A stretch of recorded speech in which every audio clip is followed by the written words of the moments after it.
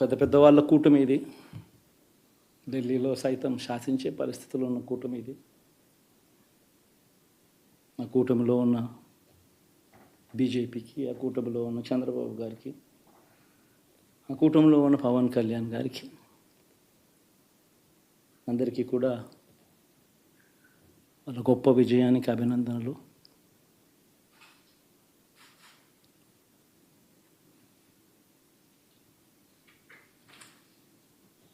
ఓడిపోయినా కూడా నా ప్రతి కష్టంలో కూడా తోడుగా అండగా నిలబడిన నా ప్రతి నాయకుడికి, ప్రతి కార్యకర్తకు, ప్రతి వాలంటీర్కు, ప్రతి ఇంట్లో నుంచి వచ్చిన ప్రతి స్టార్ క్యాంపెయినర్గా నాకు తోడుగా నిలబడిన నా అక్క చెల్లెమ్మలకు, అన్నదమ్ములకు,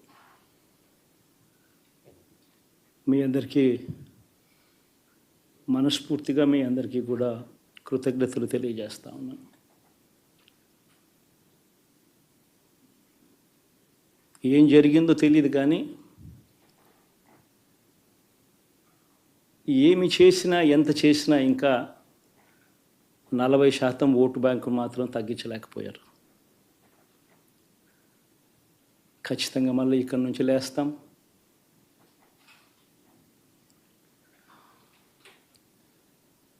మళ్ళీ ఇక్కడి నుంచి గుండె ధైర్యంతో నిలబడి మళ్ళీ లేస్తాం. ప్రతిపక్షంలో ఉండడం కొత్త కాదు, పోరాటాలు చేయడం అంతకన్నా కొత్త కాదు. నా రాజకీయ జీవితం అంతా కూడా ప్రతిపక్షంలోనే గడిపా. ఈ 5 సంవత్సరాలు తప్ప పోరాటాలే చేశా. రాజకీయ జీవితంలో ఎవడు చూడని కష్టాలు కూడా అనుభవించా.